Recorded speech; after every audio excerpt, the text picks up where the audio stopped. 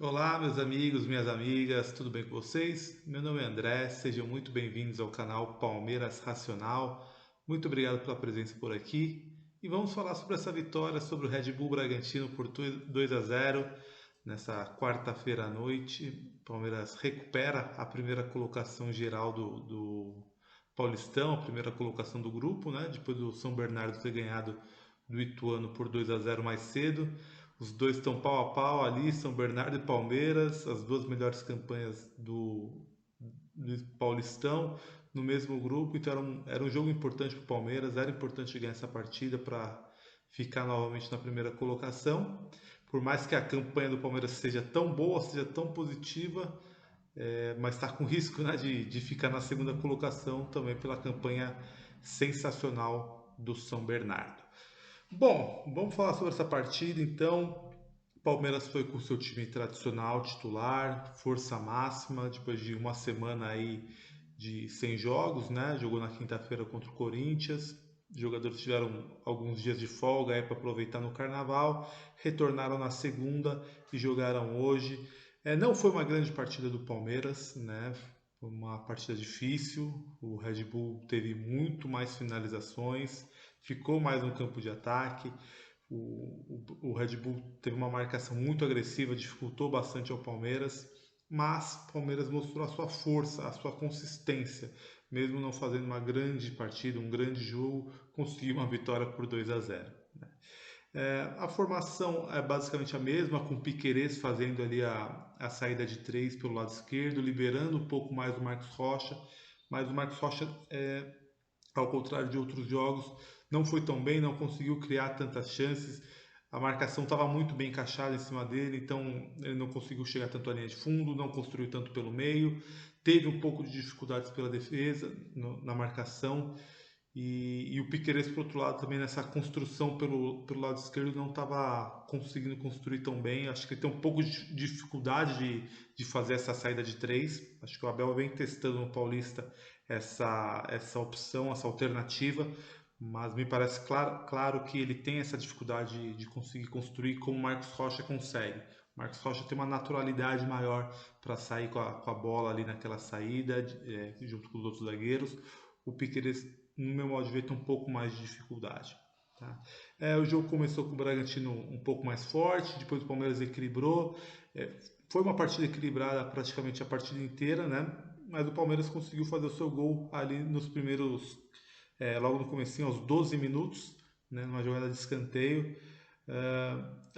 Um lance antes, o Palmeiras tinha tido uma batida de escanteio que quase fez um gol e depois saiu o escanteio e aí o Palmeiras faz o gol com o Rony. O que é interessante é a variação da bola parada do Palmeiras. Isso ficou muito claro nesses dois lances. Foi um em sequência do outro, né? Foi dois escanteios seguidos e dois escanteios batidos de maneira completamente diferente, duas jogadas completamente distintas. A primeira, a bola que o Veiga bate, ele faz um passe para o Piquerez, né? Ali na entrada da área, num cruzo, ele passa para o Piquerez passa para o Hendrick, né? O Henrique dá o passe primeiro para o Dudu e quase sai o gol do Palmeiras ali numa jogada muito bem ensaiada. É jogada que a gente já viu algumas vezes, até com outros técnicos, não é tão nova assim, mas demonstra variedade. Né? Então o Palmeiras consegue, não é tão nova, mas não é tão simples de fazer. Né? Demanda um certo treinamento, um certo entrosamento dos jogadores. Então o Palmeiras fez essa jogada, quase faz o gol, a bola vai para a linha de fundo, novo escanteio. Dessa vez o Veiga cruza direto ali no primeiro pau, jogada também muito forte do Palmeiras, característica, acho que os adversários já sabem dessa bola no primeiro pau. Ali o Rony ganha entre os zagueiros, cabeceia, nem cabeceia, a bola bate mais no ombro dele e faz o gol. Então a força da bola parada do Palmeiras é muito grande, né? Isso desde o ano passado aí, o Palmeiras ganhou muitos jogos assim, e eu acho que o jogo de hoje também se definiu por causa dessa bola parada, porque o Palmeiras até fazer o segundo gol no finalzinho da partida não teve grandes oportunidades. Teve uma ou outra chance com o Dudu ali pelo lado esquerdo, chegando, puxando para dentro e finalizando, mas não conseguindo dar muito trabalho para o goleiro do Red Bull Bragantino. Né? O Palmeiras teve um pouco de problema na marcação ali na primeira etapa, ao meu ver, no corredor central, aquele espaço ali atrás dos volantes. Até os 25, acho que o Palmeiras deu muitos espaços ali para o Bragantino e o Bragantino flutuou ali muito pelo meio, caía muitos laterais do Bragantino pelo meio, então eles ocupavam bastante aquele corredor central. O Arthur também saía da ponta, às vezes caía mais pelo meio, então preenchia bastante e o Palmeiras no começo, na primeira metade do primeiro tempo, acho que estava tendo muitas dificuldades de encaixar a marcação. Acho que encaixou também porque, pelo que eu percebi, o Rony voltou e ajudou um pouco mais nessa marcação no meio de campo. Então ele voltava pelo lado direito e quando o lateral do Bragantino caía pelo meio, ou algum outro jogador caía pelo meio, que o Palmeiras ficava em inferioridade numérica, ele compensava e ajudava na marcação no meio. Viu o Rony ajudando bastante no lado defensivo, então foi muito importante e foi o nome da partida, né? O nome decisivo, tanto pelo gol, pela assistência ali no final que eu vou falar para o Breno, mas também por essa marcação, por essa ajuda, por esse trabalho coletivo sem bola, que é muito importante, que ajudou o Palmeiras a ter um pouco mais de força defensiva no meio de campo. Apesar de ele jogar pela ponta, ele ajudou bastante o meio de campo. Talvez o Gabriel Menino, o Zé Rafael não tivessem tanto que cair, né, fazer a cobertura pelos lados, porque o Rony recompunha muito bem. Então, muito importante esse ajuste do Rony. Acho que aí a partir dos 25, 30 minutos, o Palmeiras achou a marcação do Red Bull. O Red Bull ele finalizou bastante, né? Foram 22 finalizações do Red Bull no total do jogo, mas eu não acho que eles tiveram tantas chances claras assim. Teve uma chance muito boa ali no começo da segunda etapa, que o jogador dele cai nas costas do Gabriel Menino. O Gabriel Menino estava compensando o Marcos Rocha, né, que ficou pelo meio de campo meio perdido. O Gabriel Menino foi fazer ali a cobertura pelo lado direito, pela lateral direita, mas o jogador do Bragantino entra nas costas dele e finaliza, e o Everton faz uma grande defesa ou chuta para fora. Agora me deu um branco, eu não lembro se foi uma defesa do Everton ou se a bola foi para fora, mas foi uma grande chance, a melhor chance do Bragantino. E depois a outra grande chance deles foi quando já estava 2-0 aos 50 e poucos minutos, ali no finalzinho, que o Palmeiras deu uma vacilada, o Gustavo Gomes não dividiu tão forte, a bola sobrou para o jogador do Bragantino, que finalizou para o Arthur, né, que finalizou de frente para o Everton, finalizou para fora. Mas fora esses dois lances, eu não vi o Bragantino criando tantas chances perigosas. Eles ficaram muito no campo de ataque, principalmente no segundo tempo. Cruzaram bolas, rondaram muito a área. O Palmeiras fez muitas faltas ali na intermediária, tanto no meio quanto pelos lados, permitindo o Bragantino cobrar faltas diretas ou colocar a bola na área com perigo, né? Eles tiveram algumas chances de cabeça ali que foram para fora, mas foi com certo perigo. Então o Palmeiras não cometeu tantas faltas, cometeu 10 faltas, mas faltas sempre ali na intermediária defensiva, né, na ofensiva do Red Bull. E o Bragantino, por outro lado, cometeu 23 faltas. Foi um time muito agressivo, muito faltoso, mas foram faltas diferentes. Se você ver, é bem nítido o tipo de jogo que aconteceu. Então o Palmeiras fez as faltas no seu campo de defesa, permitindo o Bragantino chutar direto pro gol, cruzar bolas na área, e o Bragantino não. O Bragantino fazia falta quando o Palmeiras dominava, tentava sair jogando, então muitas faltas no meio de campo, até no campo de ataque do Bragantino, né, no campo de defesa do Palmeiras. Então toda vez que o Palmeiras tentava sair com essa bola no pé, principalmente com o Dudu pelo lado esquerdo, o Bragantino fazia falta, parava na falta, tentava roubar, mas se não roubasse, fazia falta. Principalmente o lateral direito ali, o Aderlan.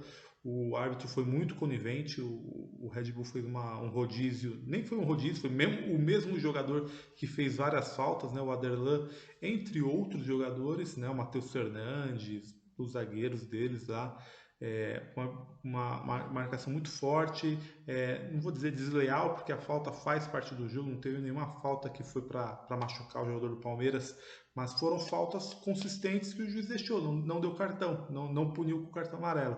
O Aderlan, por exemplo, que fez várias faltas, não tomou nenhum cartão amarelo.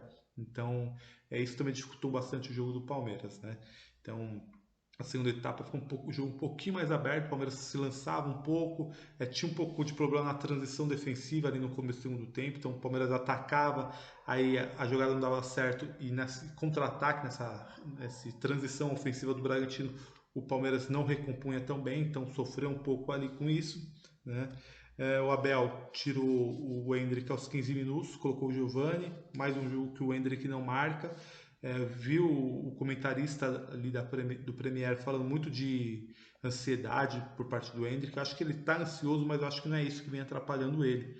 Eu acho que é falta, o time não encontra ele não tem tido chances, né? Então, se você vê em todos esses jogos que ele jogou nessa temporada, quantas chances de fato ele perdeu, né? Que foram chances desperdiçadas.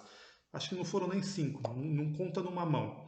Então, o Palmeiras não encontra tanto o Endrick, não cria situações para o Endrick finalizar. O Endrick briga muito, as bolas que vão para ele é sempre para ele fazer o pivô, ou em velocidade para ganhar do zagueiro. Então, não está vindo as bolas para ele finalizar. Acho que hoje, principalmente no segundo tempo, né, na segunda etapa, ali no início do segundo tempo, o Rafael Veiga teve duas ótimas possibilidades de colocar o Endrick em boa situação para finalizar. E uma ele não colocou o passe, não fez o passe, deveria ter passado, perdeu a oportunidade de passar, o timing de passar. Na outra ele passou errado de calcanhar, o Henrique estava passando ali é, praticamente livre, ali, era só acertar o passe, ele tentou fazer o passe de calcanhar, errou. Então eram boas oportunidades que o Palmeiras perdeu ali de colocar o Hendrick na cara do gol. Então o Palmeiras tem que se adaptar, tem que se entrosar. Acho que com o tempo isso vai acontecer, porque o Hendrick tem muito talento. Mesmo ele não fazendo o gol, ele ajuda demais. Ele pressiona, ele marca, ele dá assistência, ele faz o time jogar. Então eu creio que é questão de tempo. A gente ter paciência, ele ter paciência, não se deixar abater por esse período sem gols. Tá? Aos 28 ele faz duas alterações, né? O Abel faz duas alterações, tira o Veiga e o Marcos Rocha, coloca o Tabata e o Mike.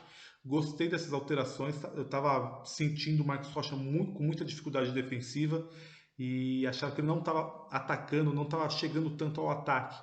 Então acho que eu achava que era jogo para colocar o Mike mesmo, um cara mais fresco, com mais saúde ali para aguentar a marcação e chegar mais ao ataque, né? Machucar um pouco também o time do Bragantino. Gostei. O Tabata pelo Veiga, o Veiga não fez uma grande partida, apesar da assistência na bola parada. Não ajudou bastante na defesa, mas com a bola em si a marcação estava muito forte e ele teve dificuldade. Né? E aos 39 ele coloca o Jailson e o Breno no lugar do Gabriel Menino e do Dudu. O Jailson para dar um pouco mais de consistência ali, o Gabriel um pouco mais cansado. E o Breno no lugar do Dudu. O Breno, podem criticar muito ele, mas é um jogador que sempre quando ele entra, ele faz alguma coisa positiva, marca um gol, dá uma assistência, cria uma chance de perigo. E hoje não foi diferente, fez um gol ali aos 47. Num ótimo lançamento do Jailson, bom ressaltar, a gente bate muito no Jailson, né? Mas ele fez um bom lançamento ali para o Rony.